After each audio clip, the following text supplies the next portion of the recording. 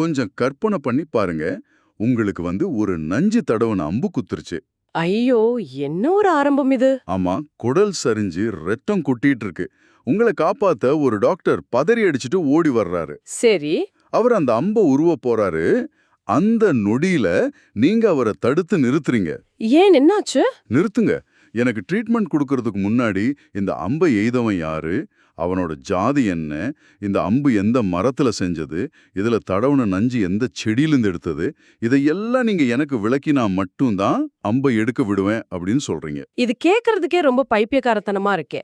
அப்படி பண்ணா அந்த ஆளு கண்டிப்பா பிழைக்க மாட்டான். கரெக்ட். ஆனா உலக புகழ்பெற்ற ஜென் மாஸ்டரான திக்நாட் ஹான் எழுதின பழைய பாதை வெண்மேகங்கள், அதாவது ஓல்டு பாத் ஒயிட் கிளவுட்ஸ் புத்தகத்தின்படி பாத்தீங்கன்னா, இதைத்தான் நீங்களும் நானும் நம்ம அன்றாட வாழ்வில ஒவ்வொரு கணமும் செஞ்சுட்டு இருக்கோம். அலசலுக்கு உங்களை அன்புடன் வரவேற்கிறோம். இன்னைக்கு நாம இந்த தகவல் சுமையிலிருந்து விடுபட்டு புத்தரோட போதனைகள் மூலமா உண்மையான மனத்தெளிவை எப்படி அடையிறது அப்படிங்கறத தான் பார்க்க போறோம். அந்த நஞ்சூட்டப்பட்ட அம்போட உதாரணம் ஒரு மிகச்சரியான தொடக்கம்னு சொல்லுவேன். ஏன்னு கொஞ்சம் விளக்க முடியுமா? ஏன்னா அறிவாற்றல் அப்படிங்கிற பேர்ல நாம பல நேரங்கள்ல வெறும் தத்துவ விவாதங்களுக்குள்ளேயும் தேவையற்ற தர்க்கங்களுக்குள்ளேயும் சிக்கிக்கிறோம். இந்த புத்தகம் புத்தரோட வாழ்க்கையை விவரிச்சாலும் இதோட மைய நோக்கமே வேற. அதாவது மனித மனம் எப்படி தனக்குத்தானே சிக்கல்களை உருவாக்குதுன்னு சொல்றீங்களா? எக்ஸாக்ட்லி. அந்த சிக்கல்கள்ல இருந்து எப்படி விடுபடுறது அப்படிங்கறத பத்தி தான் இது பேசுது. இது 2000 வருஷத்துக்கு முந்தைய நிகழ்வுகளா இருந்தாலும் இப்போ இத கேட்டுட்டு இருக்கிற ஒரு மாடர்ன் மனுஷனோட மன அழுத்தங்களுக்கும் இது நேரியா பொருந்தும். அந்த மனித மனம் உருவாக்குற சிக்கல்கள்ல ஒண்ணுதான் எல்லாவற்றையும் தெரிஞ்சுக்கணும் அப்படிங்கிற ஒரு தீராத தாகம். ஆமா. உலகமே எப்படி தோன்றுச்சு, மரணத்துக்கு பிறகு என்ன நடக்கும், பிரபஞ்சத்திற்கு எல்லை இருக்கா, இப்படி எத்தனையோ கேள்விகள். அதேதான். புத்தகத்துல பாத்தீங்கன்னா மாலுங்கிய புத்தா, உத்யா, வச்சகொடா இவங்க எல்லாம் புத்தர்கிட்ட இதே மாதிரி அடுக்கடுக்கான தத்துவ கேள்விகளை கேக்குறாங்க. உலகம் முடிஞ்சிடுமா? மரணத்துக்கு பின்னாடி நீங்க இருப்பீங்களா மாட்டீங்களான்னு கேக்குறாங்க. ஆமா. ஆனா அதுக்கு புத்தரோட ரியாக்ஷன் என்ன? அவரு ரொம்ப அமைதியா இருந்து அந்த கேள்விகளுக்கு பதிலளிக்க மறுக்கிறார். இது எனக்கு பெரிய ஆச்சரியத்தை கொடுத்துச்சு. உலகத்துக்கே ஞானத்தை போதிச்ச ஒருத்தர் ஏன் இந்த அடிப்படையான கேள்விகளுக்கு பதிலளிக்க கூடாது? இத நாம கொஞ்சம் ஆழமா புரிஞ்சுக்கணும். மனித மனம் எப்போதுமே ஒரு தத்துவார்த்தமான பாதுகாப்ப தேடுது. அதாவது ஏதோ ஒரு பெரிய பிரபஞ்ச ரகசியத்தை தெரிஞ்சுக்கிட்டா நம்ம பயம் எல்லாம் போயிடும்னு நம்புறோமா? கரெக்ட். நமக்கு ஒரு நிம்மதி கிடைச்சிடும்னு நம்ம நம்புறோம். ஆனா புத்தர் அந்த தேடலே ஒரு வகையான எஸ்கேபிசம், அதாவது தப்பித்தல் மனப்பான்மை அப்படின்னு சொல்றாரு.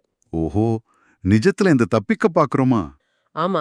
உங்க கண் முன்னாடி இருக்கிற உண்மையான பிரச்சனைகள்ல இருந்து தப்பிக்க உங்க ஈகோ விளையாடுற விளையாட்டு தான் இது. உத்தியா அப்படிங்கிற ஒரு துறவி ரொம்ப விரக்தி அடைஞ்சு, நீங்க எல்லா கேள்விகளுக்கும் பதிலளிக்க மறுக்கிறீங்களே, அப்படி என்றால் எந்த கேள்விக்கு தான் பதிலளிப்பீங்க அப்படின்னு கேக்குறாரு. அதுக்கு புத்தர் என்ன சொன்னாரு? மனிதர்களோட துயரங்களையும் கவலைகளையும் தீர்ப்பதற்கான வழியை பற்றிய கேள்விகளுக்கு மட்டுமே நான் பதிலளிப்பேன் அப்படின்னு சொல்றாரு. ஓ, இதனாலதான் அந்த அம்பின் உதாரணம் வருது இல்லையா? இப்போ என் வீட்ல தீப்பிடிச்சு எரியும் போது அந்த தீக்குச்சியோட கெமிக்கல் காம்போசிஷன் என்னன்னு நான் ஆராய்ச்சி பண்ணிட்டு இருக்க கூடாது. முதல்ல தீய அணைக்கணும். கரெக்ட். ஏன் துயரம் தான் அந்த தீ. ஆனா இங்க எனக்கு ஒரு வலுவான சந்தேகம் வருது. சொல்லுங்க, என்ன சந்தேகம் அது?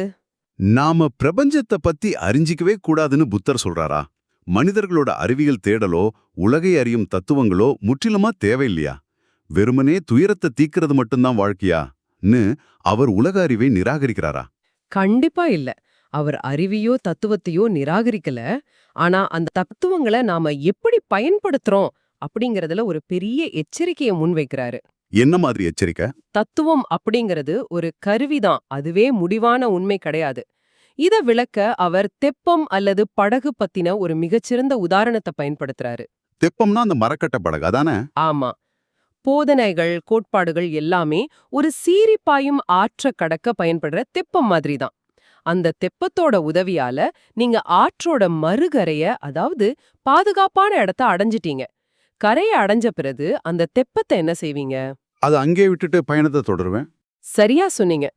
ஆனா புத்த என்ன கேக்குறாருன்னா, இந்த தெப்பம் என் உயிரை காப்பாத்துச்சு, இது என் மதம், இது என் தத்துவம், இதை நான் எப்படி விட முடியும் அப்படின்னு அந்த தெப்பத்தை தலையில சுமந்துக்கிட்டு நிலத்துல நடக்கிறது எவ்வளவு முட்டாள்தனமோ, அது போலதான் எந்த ஒரு தத்துவத்தையும் பிடிவாரமா பற்றி கொள்வதும் அப்படின்னு சொல்றாரு. அட, ரொம்ப யோசிக்க வேண்டிய விஷயம் இது. ஆமா, அது புத்தரின் தத்துவமாகவே இருந்தாலும் கூட அது ஒரு கோட்பாடாகவோ தலையில சுமக்க கூடாது. அப்படி சுமந்தா அது இன்னொரு பாரமா மாறிடும். ஒரு நிமிஷம். இது சொல்றதுக்கு வேணா ஈஸியா இருக்கலாம். ஆனா பிராக்டிக்கலா யோசிச்சு பாருங்க. ஒரு தத்துவம் அல்லது ஒரு நம்பிக்கை எனக்கு ரொம்ப உதவி பண்ணுச்சு, என் மன அழுத்தத்திலிருந்து என்ன மீட்டுச்சு அப்படின்னா, அத நான் ஏன் விடணும்? அது மனித இயல்பு தானேன்னு கேக்குறீங்களா? ஆமா, அந்த பாதுகாப்பை பற்றிக்கொள்வது இயல்புதானே? தத்துவங்களை விட்டுட்டா மனுஷன் வழிகெட்டு போயிட மாட்டானா? அந்த பாதுகாப்பை பற்றிக்கொள்ற மனித இயல்பைத்தான் புத்தர் மிக ஆபத்தானதுன்னு சொல்றாரு. நீங்க ஒரு தத்துவத்தை பிடிச்சுக்கும்போது அது உங்க அடையாளமா மாறிடுது. நான் இந்த தத்துவத்தை சேர்ந்தவன்னு ஒரு ஈகோ வந்துரும். கரெக்டா? எக்ஸாக்ட்லி. உங்க தெப்பமும் இன்னொருத்தர் தலையில சுமக்கிற தெப்பமும் முட்டிக்கும் போதுதான் உலகத்துல சண்டைகளும் போர்களும் பிரிவினைகளும் வருது. கரையா அடைஞ்ச பின்னாடி தெப்பத்தை விடுறது அப்படிங்கிறது வழிகெட்டு போறதில்ல. அதுதான் உண்மையான சுதந்திரம். சூப்பரா சொன்னீங்க. தத்துவங்கள் அப்படிங்கிறது நிலவை சுட்டி காட்டும் விரல் மாதிரி. விரலையே பார்த்துட்டு இருந்தா உங்களால நிலவோட அழகை எப்படி ரசிக்க முடியும்? நீங்க சொல்றது புரியுது. விரல் முக்கியம் இல்ல, நிலவுதான் முக்கியம். தத்துவங்களை ஒரு கட்டத்துல நாம கடந்தாகணும். சரி, இந்த தத்துவ தெப்பங்களை எல்லாம் நம்ம கீழே வச்சிட்டோம்னு வச்சுப்போம். அப்புறம் நம்ம எதை பிடிச்சுக்கிறது? உலகத்தை எப்படி பார்க்கறது? இது புத்தகத்தோட அடுத்த ரொம்ப நுட்பமான பகுதிக்கு நம்ம இது கொண்டு போகுது. அடுத்தது சூனியத்தன்மை, அதாவது சன்னதா பத்தி பேசலாம். ஓ, எம்ப்டினஸ். ஆமா, உண்மைய சொல்லணும்னா இந்த பகுதியை படிக்கும்போது எனக்கு கொஞ்சம் குழப்பமாவே இருந்துச்சு. அது சகஜம்தான்.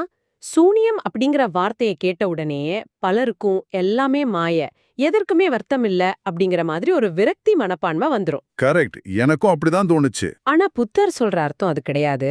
அவர் ஆனந்தர்கிட்ட ஒரு காலி கிண்ணத்தையும் தர்ம மண்டபத்தையும் வச்சு இதை விளக்குறாரு.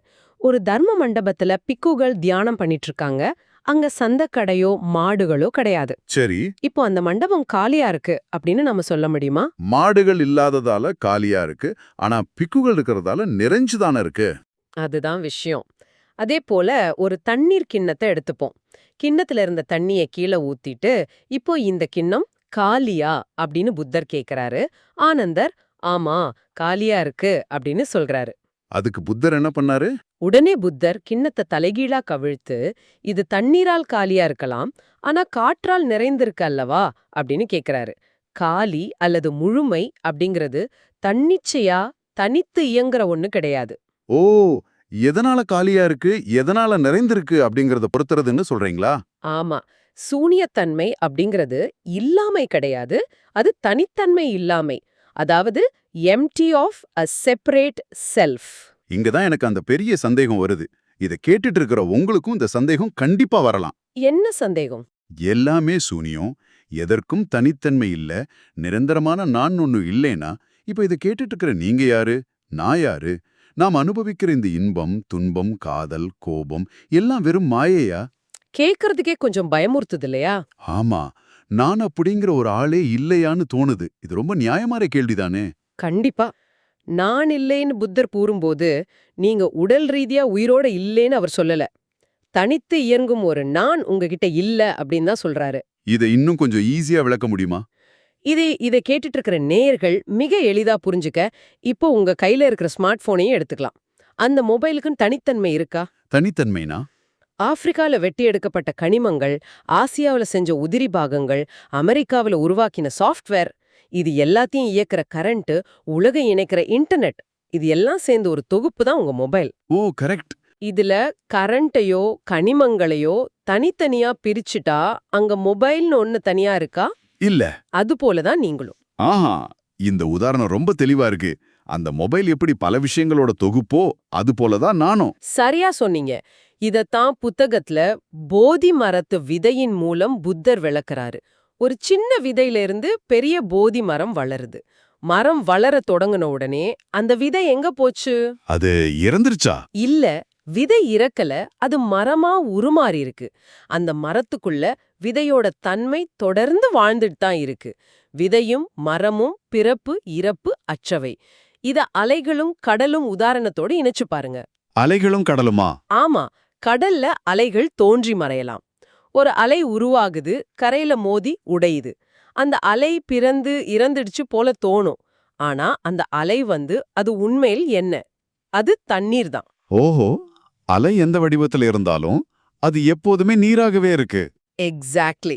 நீங்க அலையா உங்களை பார்க்கும்போதுதான் பிறப்பும் இறப்பும் பயமும் வருது. ஆனா நீங்க உங்களை நீரா ஒட்டுமொத்த கடலா பார்க்கும்போது எந்த பயமும் இல்ல. அதாவது இந்த இயற்கையோட பிரபஞ்சத்தோட நாம பிரிக்க முடியாதபடி இணைக்கப்பட்டிருக்கோம். இது இருப்பதால் அது இருக்கிறது அப்படிங்கிற ஒன்றை ஒன்று சார்ந்து இயங்கும் விதியை தான் அவர் இப்படி விளக்குறாரு இல்லையா? ஆமா, இன்டர் பீயிங்னு சொல்வாங்க. சூரிய ஒளி, மண், நீர், காற்று என எல்லாமே அந்த ஒரு சின்ன மரத்துக்குள்ள இருக்கிற மாதிரி நம் ஒவ்வொருவருக்குள்ளும் இந்த ஒட்டுமொத்த பிரபஞ்சமும் அடங்கியிருக்கு.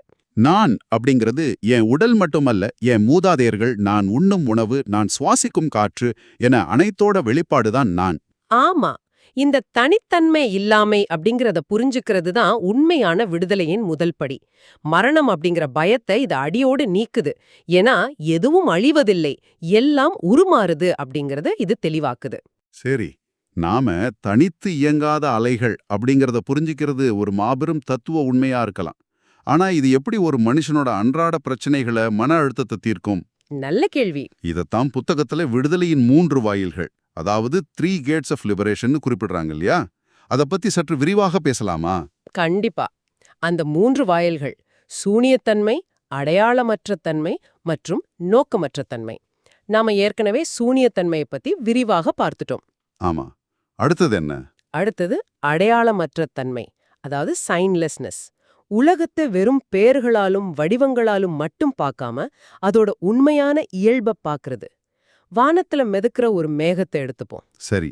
மேகம் மழையா மாறுது, மழை ஆறாகுது, ஆறு கடல்ல கலக்குது. மேகம் அப்படிங்கிற வடிவம், அந்த அடையாளம் மறையுது. ஆனா அதோட அடிப்படை தன்மை, அந்த நீர் மாறுறது கிடையாது. மனிதர்களான நாமும் அப்படிப்பட்டவங்க தான். ஓ, நாமளும் மேகம் மாதிரி தானா? ஆமா, நீங்க ஒரு இன்ஜினியர், டாக்டர், தந்தை, மகன் அப்படிங்கிற அடையாளங்களுக்குள்ள உங்களை சுருக்கிக்கும்போது அந்த அடையாளம் பறிப்போனா நீங்க உடைஞ்சு போயிடுறீங்க. அந்த அடையாளங்களை கடந்து உங்க உண்மையான இயல்பை பார்க்கறது தான் 2வது வாயில். இது எனக்கு புரியுது. ஆனா இந்த 3வது வாயில் இருக்க நோக்கமற்ற தன்மை, அதாவது எய்ம்லெஸ்னஸ், இத படிக்கும்போது எனக்குள்ள ஒரு பெரிய எதிர்ப்பு வந்துச்சு. அது ஏன்னு நான் புரிஞ்சுக்கிறேன். புத்தர் என்ன சொல்றாரு? எந்த நோக்கமும் இல்லாம இருங்கன்னு சொல்றாரா? இது இன்னைக்கு இருக்கிற வேகமான உலகத்துக்கு எப்படி சாத்தியம்? இது நிறைய பேருக்கு வர்ற இயல்பான சந்தேகம்தான். காலையில எழுந்து வேலைக்கு போகணும், குடும்பத்தை காப்பாத்தணும், பில்ஸ் பே பண்ணணும், இலக்குகள் இல்லாம இருந்தா நாம ஒரு இடத்துல முடங்கிட மாட்டோமா? இது மனுஷனை ஒரு சோம்பேறியா மாத்திராதா? மிக சரியான கேள்வி. இந்த வார்த்தைய நவீன உலகம் மிக எளிதா தவறா புரிஞ்சுக்கும். நோக்கமற்ற தன்மை அப்படிங்கிறது சும்மா படுத்துறங்கிறது அல்லது எந்த செயலும் செய்யாம இருக்கிறதுன்னு அர்த்தம் கிடையாது. அப்புறம் என்ன அர்த்தம்? ஒரு பூவை எடுத்துப்போம். அந்த பூ, நான் உலகத்தோட மிக அழகிய பூவா மாறணும், மத்த பூக்களை விட நான் பெருசா வளரணும் அப்படின்னு எந்த நோக்கத்தோடையாவது வளருதா? இல்ல. அது வெறுமனே மலருது. அதோட இயல்பை அது வெளிப்படுத்துது. ஆனா மனிதர்களாகிய நாம் என்ன பண்றோம்? பணம், பதவி, புகழ்னு ஏதோ ஒன்ன நோக்கிய ஓட்டம். அந்த ஓட்டத்தின் பின்னணியில இந்த ஸ்டேட்டஸ் கிடைச்சிட்டா என் வாழ்க்கை முழுமையாயிடும் அப்படிங்கிற ஒரு தேடல் இருக்கு. ஆமா, நாம எப்போதுமே எதிர்காலத்துல தான் வாழ்றோம். அடுத்து என்ன அப்படிங்கிற பசியிலேயே இருக்கும். அததான் புத்தர் சுட்டி காட்டுறாரு.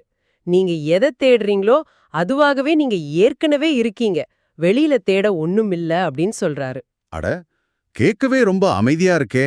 அந்த பூவை போல நீங்க நீங்களா இருக்கிறதே முழுமையானதுதான். எதிர்காலத்துல ஏதோ ஒரு இலக்க அடைஞ்சாதான் உங்களுக்கு நிம்மதி கிடைக்கும்னு உங்க மனசுக்கு வெளியே தேடுறத நிறுத்துங்க. அப்போ எனக்கு தேவையான விடுதலையும் ஞானமும் எனக்குள்ளேயே இருக்குன்னு சொல்றீங்களா? கண்டிப்பா. தேடலை நிறுத்துறது தான் உண்மையான விடுதலையின் தொடக்கம். இது உங்களை செயல்படாம முடக்காது, மாறாக எந்த பதற்றமும் இல்லாம, எதிர்பார்ப்புகளோட சுமை இல்லாம உங்களை சுதந்திரமா செயல்பட வைக்கும். வியப்பா இருக்கு. ஒரு செயலை செய்வதற்காக செய்யறது, அதோட முடிவுகளை வச்சு நம்ம எடை போடாம இருக்கிறது. ஆமா, இந்த 3 வாயில்களையும், அதாவது சூனியம், அடையாளமற்ற தன்மை, நோக்கமற்ற தன்மை, இவற்றை கடந்து உண்மையை உணர்ந்த ஒரு நிலையத்தான் ததாகதர்னு புத்தகத்துல குறிப்பிடுறாங்க. சரியா சொன்னீங்க. அனுருத்தா அப்படிங்கிற சீடர்கிட்ட சில துறவிகள் வந்து புத்தர் இறந்த பிறகு அவர் எங்கே செல்வார், அவர் இருப்பாரா மாட்டாரா அப்படின்னு கேக்குறாங்க. அதுக்கு அனுருத்தா கொடுக்கிற விளக்கம் ரொம்ப அற்புதமானது. ஆமா, அனுருத்தா சொல்றாரு, ததாகதர் அப்படின்னா எங்கிருந்தும் வராதவர், எங்கும் செல்லாதவர் அப்படின்னு அர்த்தம். எங்கிருந்தும் வராதவர், எங்கும் செல்லாதவர். கேட்கவே ரொம்ப ஆழமா இருக்கு. ஒரு மனுஷனை அவனோட உடல், உணர்வுகள், எண்ணங்கள் அப்படிங்கிற குறுகிய வட்டத்துக்குள்ள அடைச்சிட முடியாது. கடல் நீர் எப்படி அலைகளா எழுந்து மீண்டும் கடலோடு கலக்குதோ அதுபோல ததாகதர் இயற்கையோடு ஒன்றிணைந்திருக்காரு. அவருக்கு பிறப்பும் இல்ல, இறப்பும் இல்ல. இந்த இடத்துல தான் புத்தர் ஏன் ஆரம்பத்துல மாலுங்கே புத்தாவோட கேள்விகளுக்கு பதிலளிக்க மறுத்தாரு அப்படிங்கிற புதிர் முழுமையா அழுகுதுன்னு நினைக்கிறேன். எப்படி சொல்றீங்க? பிரபஞ்சம் எல்லையற்றதா, மரணத்திற்கு பின் என்ன நடக்கும் அப்படிங்கிற கேள்விகளுக்கெல்லாம் சொற்களாலும் வெறும் தர்க்க விவாதங்களாலும் உண்மையை கண்டறிய முடியாது. கண்டிப்பா முடியாது. நாம அந்த அம்பை அகற்றுவதுல கவனம் செலுத்தி சூனிய தன்மையையும் நோக்கமற்ற தன்மையையும் உணர்ந்தா அந்த மரணம் பத்தின பயமே இல்லாம போயிடுது. அப்புறம் எதற்காக மரணத்திற்கு பின் என்ன நடக்கும்னு விவாதிக்கணும்? ரொம்ப சரியா நினைச்சிட்டீங்க. தியானத்தின் மூலமான நேரடி அனுபவத்தால மட்டுமே அந்த ததாகதர் நிலைய, அதாவது இருப்பின் உண்மையான தன்மையை உணர முடியும். ஒரு மாம்பழத்தோட சுவைய 1000 வார்த்தைகள்ல விவாதிக்கிறத விட அத ஒருமுறை சுவைச்சு பார்க்கறது சிறந்தது இல்லையா? அதுபோலத்தான் உண்மையும். தத்துவங்கள் அப்படிங்கிறது வழிகாட்டிகள் மட்டுமே. அத அனுபவமா மாற்றுவது உங்க கைகள்ல தான் இருக்கு. நான் அப்படிங்கிற அகங்காரத்தை விட்டுட்டு உங்களை சுற்றியுள்ள அனைத்தோடும் நீங்க ஒன்றிணைந்துள்ளீர்கள் அப்படிங்கிற இன்டர்பீயிங் உணர்வை அடையிறது தான் உண்மையான ஞானம். ஆமா. ஆக இந்த ஆழமான தேடல்ல எப்படி தேவையற்ற தத்துவ விவாதங்கள்ல சிக்கிக்காம அந்த நஞ்சூட்டப்பட்ட அம்பை முதல்ல அகற்றுவதுன்னு பார்த்தோம். தத்துவங்களை ஒரு தெப்பமா மட்டும் பயன்படுத்த கத்துக்கிட்டோம். அதோட தனித்து இயங்கும் நான் எதுவும் இல்லை அப்படிங்கறதையும் பார்த்தோம். ஆமா, இத கேட்டுட்டு இருக்கிற நீங்களும் நாங்களும் நம்மை சுற்றியுள்ள இந்த ஒட்டுமொத்த பிரபஞ்சத்தோடு எப்படி பிரிக்க முடியாதபடி பிணைக்கப்பட்டிருக்கோம் அப்படிங்கறத புரிஞ்சுக்கிட்டோம். இந்த ஒன்றை ஒன்று சார்ந்திருக்கும் தத்துவம் வெறும் சிந்தனைக்கான ஒரு கருத்து மட்டும் கிடையாது. இது நம்ம அன்றாட வாழ்விலே நம்ம மற்றவர்களையும் இயற்கையையும் ஏன் நம்ம சொந்த பிரச்சனைகளையும் அணுகுமுறையே ஆழமாக மாற்றக்கூடிய ஒரு சக்தி வாய்ந்த புரிதல். நிச்சயமா இந்த அற்புதமான அலசலோட முடிவுக்கு நம்ம வந்துட்டோம். உங்களுக்காக, ஆமா, இவ்வளவு நேரம் எங்களோட பயணிச்ச உங்களுக்காக ஒரு இறுதி சிந்தனை. சொல்லுங்க. உங்களை சுற்றியுள்ள மனிதர்களும் உங்க டேபிள்ல இருக்கிற பொருட்களும் நீங்க சுவாசிக்கிற காற்றும் உங்களோட நீட்சிதான். நீங்க அவங்களோட நீட்சிதான். இந்த ஒன்றை ஒன்று சார்ந்திருக்கும் உண்மைய நீங்க இன்னைக்கு முழுமையா நம்புறீங்கன்னு வச்சுப்போம். அப்படி நம்பினா இன்னைக்கு உங்களுக்கு ஏற்படுற ஒரு கடுமையான கோபத்தையோ அல்லது உங்களை எரிச்சலூட்டுற ஒரு சக பணியாளரையோ இங்க எப்படி அணுகுவீங்க? உங்க கோபம் அவங்க மேலையா இல்ல உங்க மேலையாவா சிந்திச்சு பாருங்க. ரொம்ப ஆழமான ஒரு கேள்வி இது. இப்போது வீடியோவின் இறுதி பகுதி. இவ்ளோ நேரம் கேட்டதுக்கு ரொம்ப நன்றி. இந்த Tamil voice reads channel monetisation இல்லாம தான் நடக்குது. இந்த ஆடியோ புக்கு உங்களுக்கு பயன் தருதுன்னு நினைச்சா இந்த முயற்சி தொடர்ந்து போக உங்க ஆதரவு மிகவும் உதவும். என்னுடைய இந்த முயற்சிக்கு நன்கொடை அளிக்க விருப்பம் இருந்தா டிஸ்கிரிப்ஷன்ல கொடுக்கப்பட்டுள்ள UPI ID மூலம் வழங்கலாம். உங்களால் முடிந்த அளவு போதும். சிறிய ஆதரவும் பெரிய உதவிதான். இந்த வீடியோ உங்களுக்கு பயனுள்ளதாக இருந்தா சப்ஸ்கிரைப் பண்ணுங்க. மற்றவர்களுக்கும் பகிர்ந்து கொள்ளுங்கள். இந்த கருத்துக்கள் அவர்களுக்கும் தேவையாக இருக்கலாம். லைக் பண்ணுங்க. உங்க கருத்துக்களை கமெண்ட்ல பகிருங்க. மனப்பூர்வமான நன்றி.